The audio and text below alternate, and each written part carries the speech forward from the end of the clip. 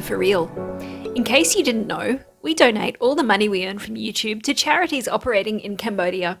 But the best bit is that you are helping us earn this money just by watching. Details of the funds we've donated are in the description of every video we publish. We have something a bit special for you today though. One of the charities we support is called Heartprint. While we were living in Siem Reap, we met Gary and Wendy, who run Heartprint, through looking after their kitty called Bobbi when they needed to go to Phnom Penh. We then moved apartments and accidentally ended up living across the road from the Heartprint cafe and from Bobbi. One of the things you might not know about Siem Reap is that it is one of the poorest provinces in Cambodia. That's the main reason that the lack of tourists in the last 2 years hit the area as hard as it did. So being incredibly poor, many of the local Khmer families don't have a weatherproof house. They live in structures cobbled together from whatever scrap materials the family can find. Some are little more than a wooden platform with a tarp for a cover. One of the main things Heartprint does is build houses for families living in these conditions. They also construct toilets and pumps that provide clean water. In US dollars, a house costs $1,600. And these are basic houses, no pool or gym to be found here. I'll leave a link to Heartprint's website so you can see for yourself. A plumbed-in toilet costs $375 and a water pump is $165. This month, Heartprint is running its Match It May campaign. This is where businesses in Australia have agreed to match whatever donations come in from individuals during the month of May. Your money will be at least doubled, but because several businesses are participating, it could even be tripled or quadrupled. So if you have a spare $10 lying around and you've ever thought about making a donation, consider sending it in Heartprint's direction. Excuse the lengthy digression. Gary from Heartprint has also provided today's accompanying ride. It showcases the newly completed streets in Siem Reap, and I really hope you enjoy it. They have promised another ride around the temples, so we hope to have that one for you next week or the week after. Today is Wednesday, the 11th of May, and in today's news we have a land border update, talk of trams in the capital, and a marked increase in crime in the kingdom this week. We'll also put to rest the great Cambodian food debate of which is better, beef lok lak or fish amok. And it is you, dear listener, who provided this fine information through a poll right here on YouTube last week. As of today, 5 of Cambodia's land borders are open. 2 are borders with Vietnam and 3 are with Thailand. On the Vietnamese side, you've got the Prek Chak Ha Tien border, which is in Kampot province down near Kep. You've got the Mok Bai Bavat border, which is on the main road between Ho Chi Minh City and Phnom Penh. You've got the Poi Pet border up in Bantay Mien Chey. You've got the Phnom Day border, which is in Battambong. And you've got the Osmatch border, which is directly to the north of Siem Reap town. Cambodia's Osmatch border has only just reopened, and this news came on the same day as 3 Thailand-Malaysia border crossings have also reopened. The checkpoint, a major centre for trade and tourism between northeastern Thailand and Cambodia, has been closed ever since COVID-19 hit Thailand in 2020. Last week, a spokesperson for Thailand's CCSA said the department agreed to reopen 31 land border checkpoints in 17 provinces as of the 1st of May. To enter Thailand by land, vaccinated Thai citizens and travellers from neighbouring countries including Laos, Cambodia, Myanmar and Malaysia can enter without the need to submit COVID-19 tests or insurance. Foreigners wishing to enter Thailand by land are still required to register via the Thailand Pass prior to entry and purchase insurance that covers at least $10,000. Unvaccinated travellers may enter via land but will be required to provide a negative RAT within 72 hours of arriving. They must also do the Thailand Pass thing and purchase insurance. 93.58% of Cambodians have now received their first dose of COVID vaccine. Cambodia is close to reaching the 15 million people vaccinated mark, those with the first dose at least, but it's still struggling with slow take-up of the vaccine by the few remaining unvaccinated. A total of 14,972,740 have received the first dose, 14,231,632 have received their second dose, while 8,775,065 have received the third dose, and just 1,920,692 have received the fourth dose. A big headline, no new COVID cases for the 4th consecutive day in the kingdom. Just a disclaimer that testing has been scaled back considerably, which may have affected the true numbers. Prime Minister Hun Sen announced late on the 10th of May that Cambodia has, for the fourth consecutive day, found no new cases of COVID-19. The PM also mentioned that there are no more than 15 active cases left in the kingdom.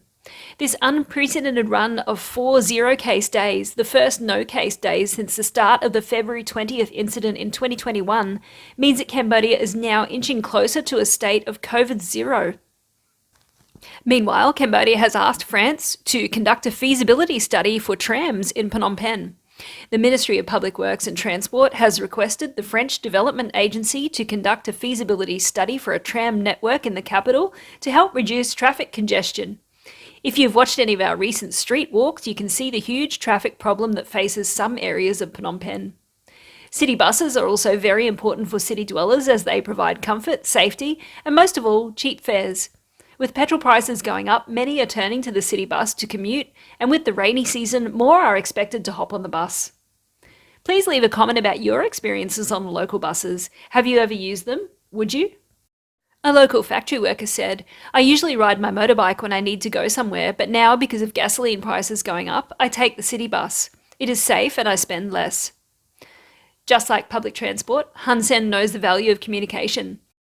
Last week we brought you news of the Prime Ministerial Instagram account, and now we can report that he also has established a Telegram channel to provide messages and information to the public. The PM's channel can be accessed by typing Prime Minister Hun Sen into the Telegram app. It has already 26,000 subscribers. Unfortunately though, he may have lost a few followers as there has been an increase in crime, with over 100 people being arrested in the past week. With the reopening of the country and lockdowns no more, the daily crime rate has been creeping up. A general for the Ministry of Interior said that at least 108 suspects were arrested in criminal and drug offences across Cambodia. Let's have a look at some of the more interesting crimes going on in the kingdom.